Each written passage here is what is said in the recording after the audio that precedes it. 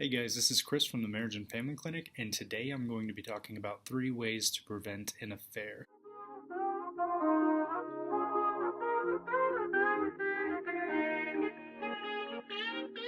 The funny thing about this video is it was originally called What Usually Happens After an Affair, but we're not looking to be reactive to a situation, know what happens after it. We want to know how to prevent it, to keep it from happening.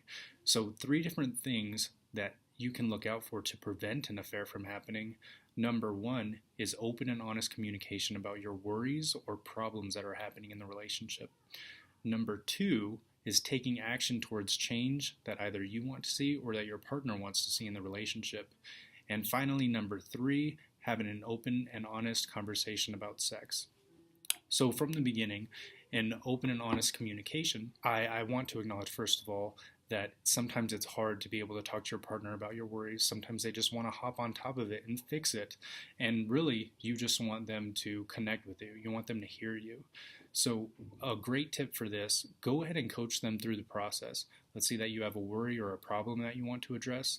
Just let them know, hey, I first just want to tell you about this. I want to tell you about this troubling day that I had, and I just want you to listen. I know that sometimes you like to give me solutions, and I appreciate that sometimes, but right now I just need you to listen, and then maybe after we can watch TV or do something. What I need right now is just listening. And that really helps them to know in the situation, this is what they want from me, rather than I'm just going to react the way that I always do. So that's a great first step towards that open and honest communication. The second way to prevent an affair is having that action towards change.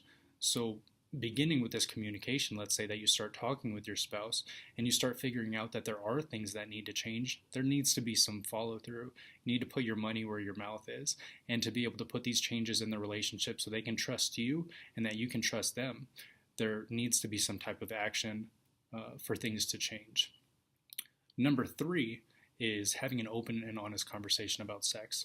So this one, it gets put to the side so much, and it can be a trigger for so many couples, but it is so important to be able to talk about at least your desires, the frequency, or if you need reassurance and appreciation for what you do in the relationship sexually. That's all normal, and it really helps you to be able to talk with your partner and connect with them and avoid that resentment and then turning outside the relationship to have any sexual needs met. So just to recap, the very first one, developing open and honest communication in general, being able to voice your worries and your problems to your partner. The second one is to be able to take action once that communication happens.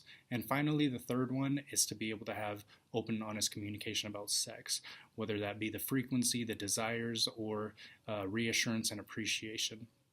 These are the 3 ways to prevent an affair.